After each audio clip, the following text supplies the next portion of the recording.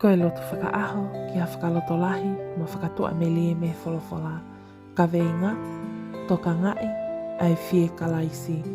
Potu wholawhala ua ki sione vahe wawe stavalu. Tamaiki, koe houa whakamui eni pe hange na a mō whanongo o ko tuonuku mai a fie kalaisi. Pe he whoki ko hoko mai ni ha fie kalaisi toko lahi, aia o ko tau ilo me ai, koe houa whakamui eni. E meni, ke tau roto.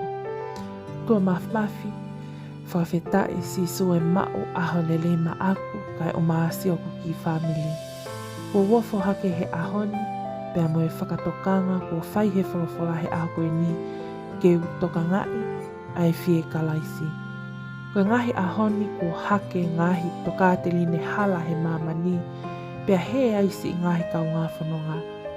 Ka koe ahoni, whawhetai siso o kuke o whongi au.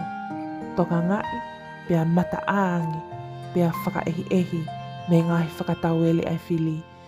Pea koe pole ia o kua whai, ke o whakapapau i ko mo ui mosi o ki i whamili.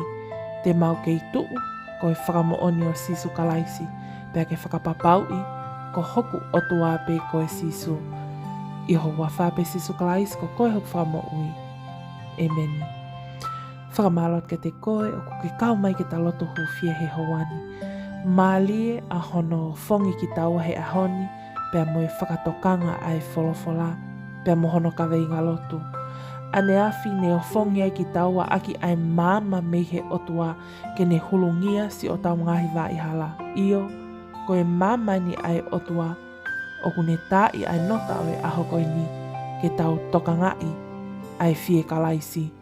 Ke tau mata aange ke ngahi tui hala, ai ngahi tokateri ne hala, ai kakai ko nau taku ko sisu ki nau tolu, ko nau otua ki nau tolu, ko nau whai ai ngawe ai eiki koe whai mamata pe.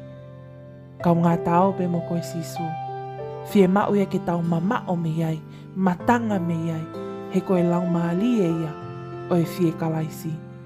Koe fie kalaisi koe ngā ue ia ai whili o kune whakatau wele i ki tau tolu me he mooni o sisu kalaisi. Pea aku waafe ai a mamani he ngahi ahoni. Ka koe pole o e ahoni. Toka ngai, pea toi aange. Tala mai he wholawhala ko e tau mamata ko hoko ai fie kalaisi, pea mahino ko vave ai ene hoko mai ke whakamau ai mamani koe ni. Sisu, tau ope mo koe. Whakahauwhi e mau mo ui me he fie kalaisi me ngahi tui hala. Te lia ai aho te ke hoko mai ai, ke whakamau ai mamani koe ni. Ke mau kei whakapapau i, te mau kei tuupe, koe kau whakamooni ai a Fiona. Emeni. Thank you to you all who have joined us. Subscribe to this channel. If you're new here, welcome. Don't forget to subscribe. That way you're kept up to date on daily prayers of hope and encouragement from the Bible.